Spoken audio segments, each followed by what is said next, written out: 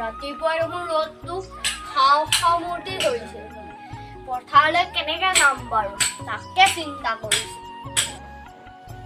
নগ'লেও নহয়, লোকৰ ঘৰত কাম কৰি খোৱা শক্তিও নাই। নিজৰ ঘৰতে কাম কৰি কিবা এটা কৰি খাব লাগিব আৰু।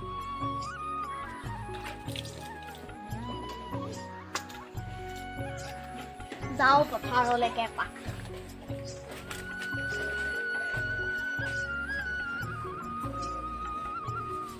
বোপাই চাওঁ এইফালে আছোন। পিতাই পথাৰলৈ ওলালিয়ে নেকি? চাহ খালি নে? নাই খোৱা যদি মই বনাওঁগে ৰ। চাহ মই এতিয়া নাখাওঁ দে, পথাৰলৈকে যাওঁ, নহ'লে বেলি মূৰৰ ওপৰ পাবহি। নহ'লে তই চাহ পথাৰলৈকে লৈ যাবি।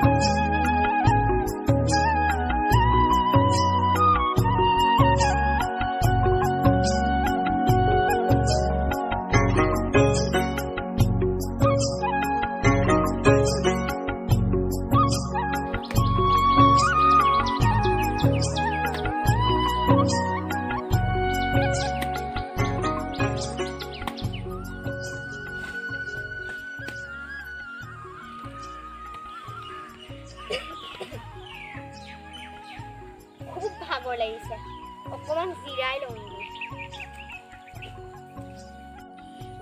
যিহে দিনকাল আহিল, কাকো একো খুজিবও নোৱাৰি, কাকো একো ক'বও নোৱাৰি। আজিৰ সমাজৰ আগৰ দৰে দেৱতাৰ অভাৱ। এদিন শুনিবা কোনোবাই কাৰোবাক কিবা কৰিহে মাৰে, আনদিনা শুনিবা কোনোবাই কাৰোবাক কিবা খুৱাইহে মাৰে। মোৰ ল'ৰাটোলেহে চিন্তা হ'ল, মাক নথকাৰ বাবে যে তাৰ ভৱিষ্যতটো অন্ধকাৰ হয়, সেই ভাবি মই চিন্তিত হৈ পৰিছোঁ। বাৰু এতিয়া কিবা এটা কৰিব লাগিব, এতিয়া যাওঁ।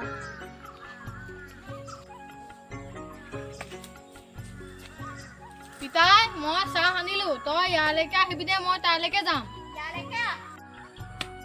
এই চাহলেকা লৈ আহ, ইয়াতে খাওঁ দুইটাই।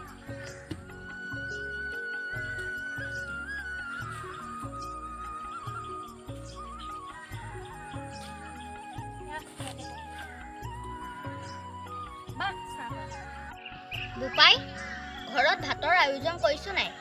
পেটত পেলুৱে হাহাকাৰ লগাইছে। ভাত বনাবলৈ দেখোন ঘৰত একোৱেই নাই পিতাই। বৰ ঘৰৰ চুকত যি পৰি আছে সেয়ে ৰান্ধিব লাগিব। এৰা বজাৰত যিহে শাক পাচলিৰ দাম, কেলেই নহ'ব বাৰু। চব বজাৰতে সামগ্ৰীৰ জুই চাই দাম, কিন্তু মানুহৰ কোনো কাণসাৰেই নাই।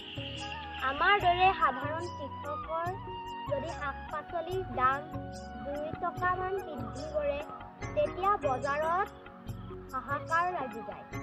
এয়াই জীৱন, দুখীয়াৰ দুখনো কোনে বুজিব? হ'ব দে পিতাই, মই ঘৰলৈ যাওঁ, কিবা এটা খাবলৈ যুগুত কৰিম। তই আহিবি। যা বাৰু। চৰকাৰে বাৰু আমাৰ দৰে দৰিদ্ৰবোৰৰ বাবে চকু মেলি চাব নোৱাৰেনে বাৰু?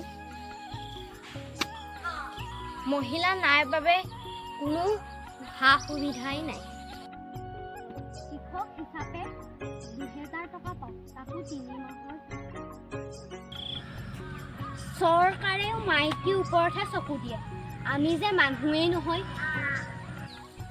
ময়ো লাহে লাহে বুঢ়া হৈ আহিছোঁ, কেনেদৰেনো কাম কৰিম, ল'ৰাটোক কেনেকৈ ডাঙৰ দীঘল কৰিম নেজানো, ল'ৰাটোকনো কেনেকৈ সফল পথেৰে ঠেলি দিওঁ।